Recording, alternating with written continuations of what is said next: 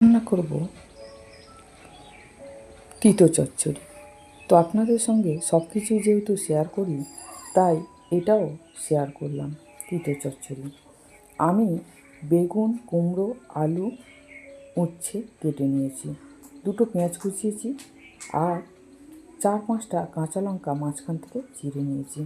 গ্যাসের উপরে একটা কড়া বসিয়ে বেশ খানিকটা সর্ষের তেল দিয়ে প্রথমে দিলাম পাঁচফোড়ন। পাঁচফোড়নটা ভাজা হয়ে যাওয়ার পরে তারপরে দিলাম পেঁয়াজ কুচি, কাঁচা লঙ্কা চেরা দিয়ে ভালো করে নেড়ে নিয়ে পেঁয়াজ ভাজা ভাজা হয়ে এসছে, এমন সময় কেটে রাখা উচ্ছেগুলো দিয়ে মোটামুটি বেশ ভালো করে ভেজে নেব।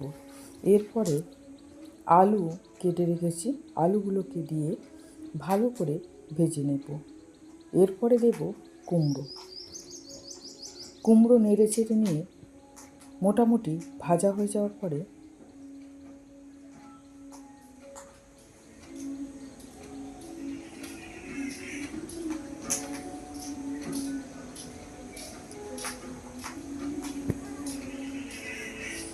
এবার দিয়ে দেব বেগুন,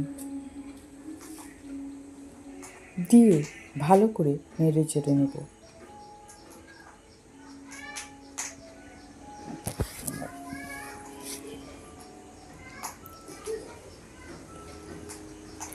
ভালো করে নেড়ে নিয়ে কিছুক্ষণের জন্য ঢেকে দেব।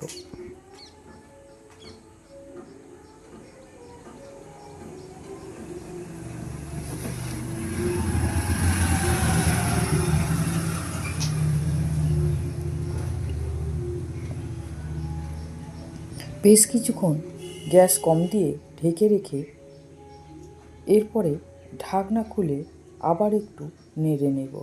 নিয়ে আমি দেব 1 চামচ হলুদ গুঁড়ো, পরিমাণ মতো নুন দিয়ে ভালো করে নেড়ে নেব।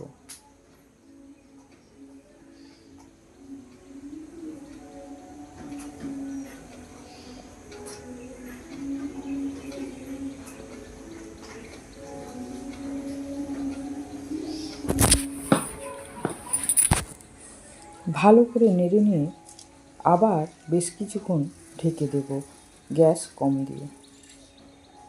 সবজির জলটা বার হতে দেব।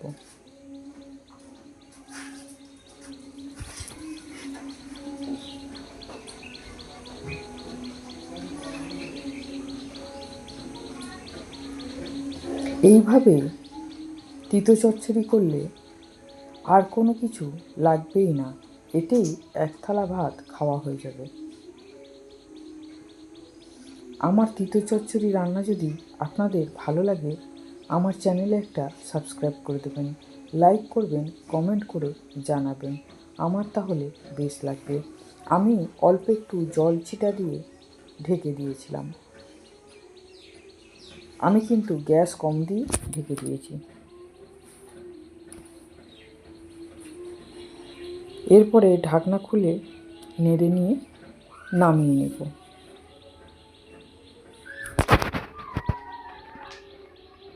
এই আমার উচ্ছে, বেগুন, কুমড়ো, আলু দিয়ে চচ্চড়ি রেডি।